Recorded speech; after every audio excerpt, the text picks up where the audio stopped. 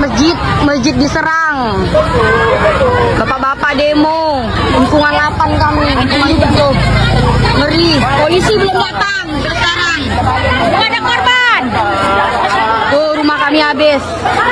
Tuh bapak-bapak udah keluaran sama mama karena masjid diserang lagi pada sholat, lagi malam nuzul Quran. Bilang apa? Ma polisi belum datang. Anak Pak, cepat datang Pak, hancur rumah kami, masjid hancur. Betul Pak, masuk lagi, nuzul Quran masih terima kami apa ya? Bagus.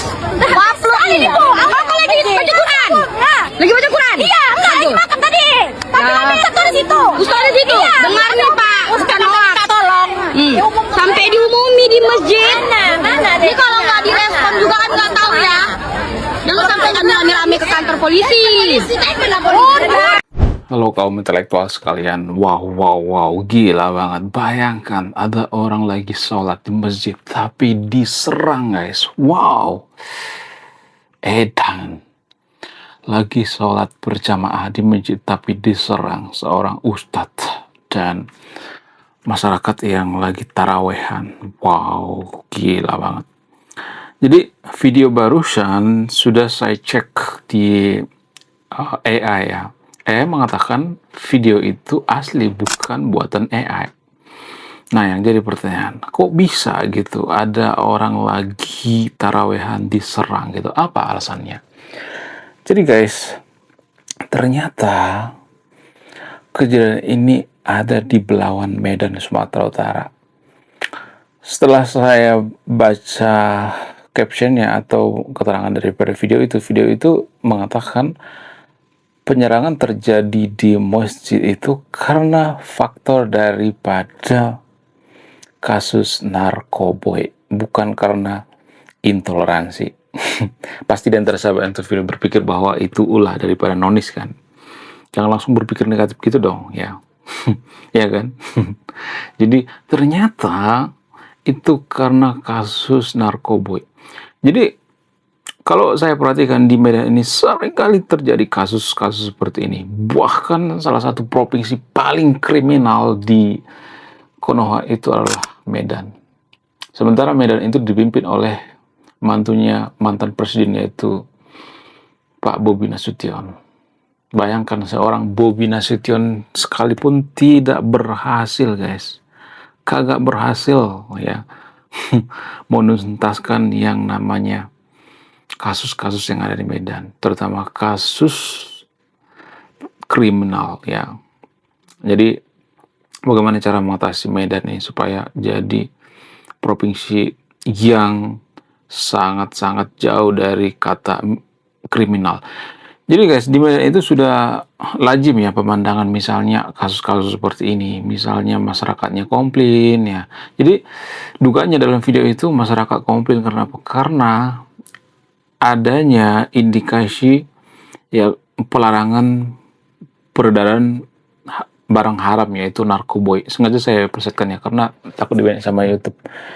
Jadi duganya seperti itu guys. Dan pemandangan seperti ini sangat lazim sekali di Medan kan. Bukan cuma sekali dua kali tapi berkali-kali. Makanya Medan itu salah satu provinsi yang paling kriminal. Bahkan di Medan itu pagar bisa hilang. Bayangkan pagar rumah bisa hilang. Buat apa coba?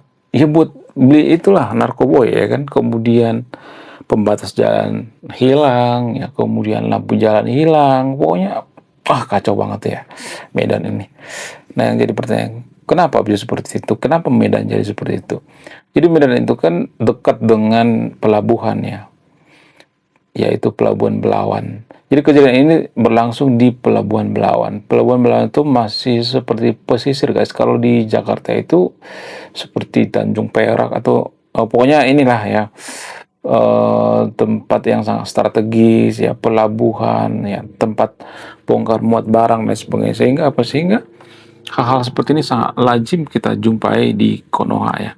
Kemudian kenapa di Medan itu nggak bisa selesai gitu ya masalah seperti ini? Bagaimana solusinya? Menurut saya pribadi solusinya itu kesadaran ya. Jadi mohon maaf bagi yang terpilih, siapa tahu berasal dari Medan ya.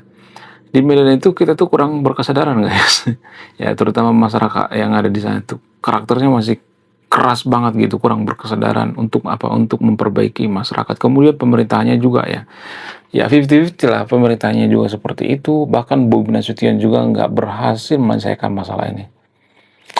Pusat juga nggak berhasil. Kenapa? Karena ada semacam pasar gelap di Medan guys, tanpa kita sadari. Belum kita lanjut. Jadi guys, kemarin ada yang nanya, lu apa sih kontribusinya bagi negara ini? Lu cuma ngebacot doang, nggak ada kontribusi. Nah, kontribusi saya ini guys ya, saya nulis buku. Riset saya ini bertahun-tahun guys, kurang lebih 5 tahun. Jadi biaya yang saya keluarkan untuk riset buku ini puluhan juta. Namun, saya jual buku ini di bawah 100.000. Gambaran daripada buku ini tentang sisi gelap daripada pemuka agama yang ada di Konoha. Bercerita tentang culture, sisi-sisi gelap politisi, ya, dan lain sebagainya. Ada banyak pasar gelap di sana ya. Jadi kalau misalnya ada yang mengatakan di mana ada kerusuhan di masjid, ya di Medan ya.